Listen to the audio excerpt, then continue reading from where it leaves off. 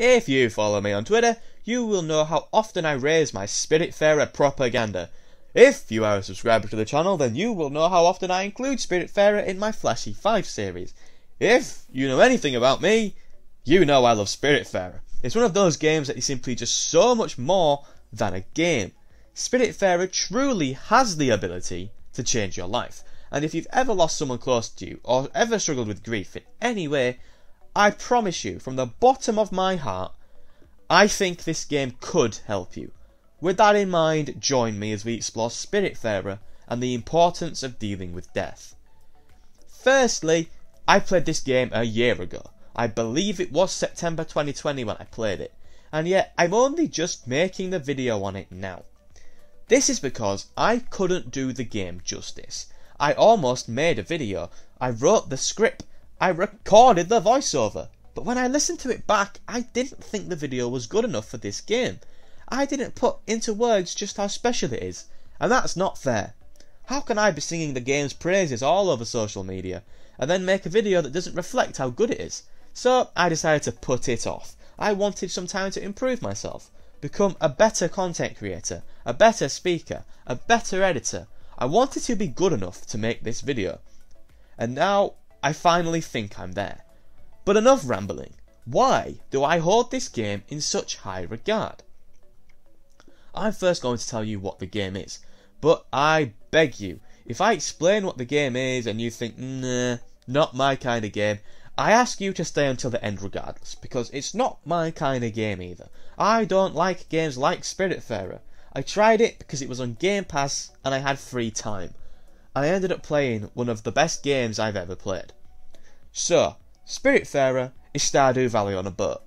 That is how I would describe this game if I wanted to use the simplest form possible and tell you absolutely nothing about this game.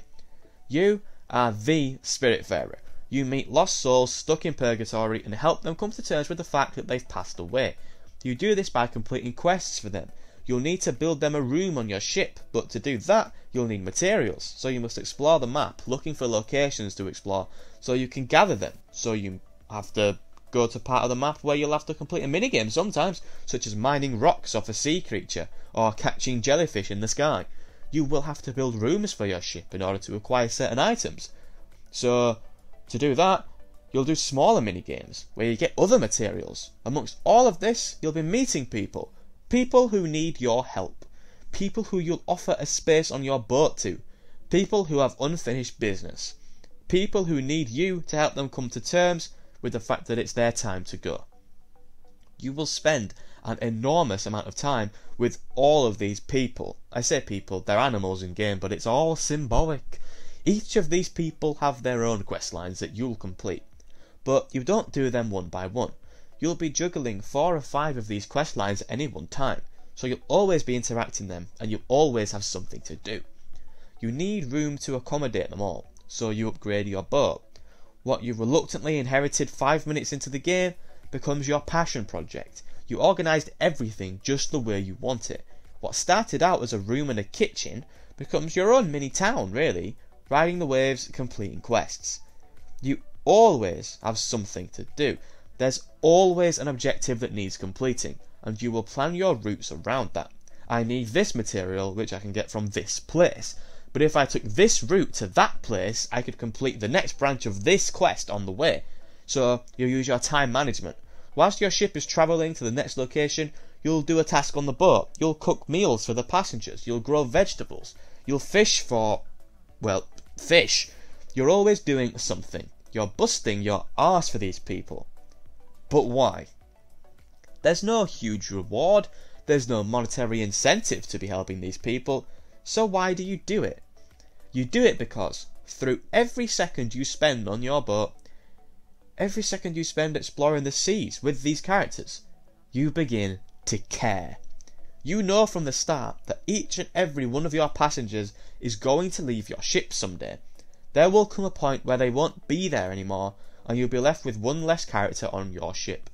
Eventually, everyone you care about will no longer be there. But that's okay, because you cared.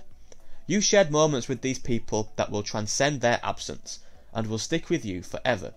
So you work hard for them, you do their quests, you build what they want you to build, you feed them what they want to be fed, but you do get something in return. They'll teach you an in-game skill. You become stronger, wiser, more complete of a person. They teach you a lesson about life, something you take with you that can never be lost. Then one day, you speak to them to get your next quest, and they tell you it's time to go. So you take them to the gate, you have one final conversation with them, you share one final embrace, and then you let them go. Gone forever.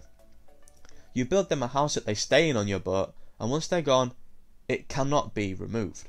It stays on your boat forever, so as you're wandering across your ship completing tasks, a part of them is still there, helping you along, reminding you of the memories you had.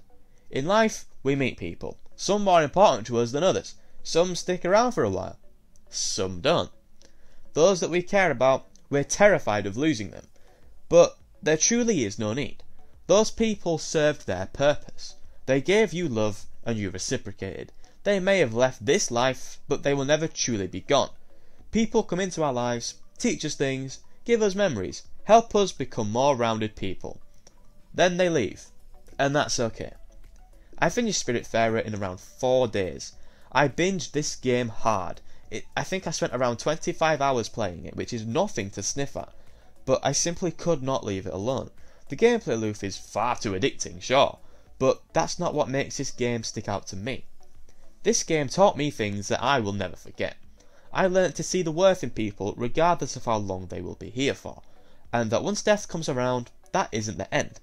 Death gives meaning to the meaningless. It's ultimately a paradox. In the end, it makes everything pointless, but it still gives a point to everything. At the end of the day, you have to smile, celebrate the lives of those who are no longer with us, and recognise that you were lucky. You were lucky enough to have something that made saying goodbye so hard, and that is how Spiritfarer shows us the importance of dealing with death. Thank you for making it to the end of the video. I've posted a few fairly deep videos this year, haven't I? If you enjoyed this video, I would recommend watching my videos on Gree and Kentucky Route Zero, because they have a similar vibe.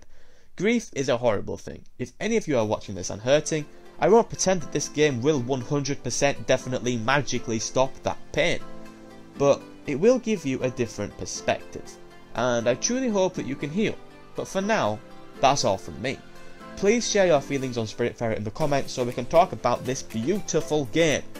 If you enjoyed the video, then please consider dropping a like, as it would mean the world to me, and make sure to subscribe if you want to see more videos from me, as I upload brilliant gaming videos every single Friday. Have a nice day, and goodbye.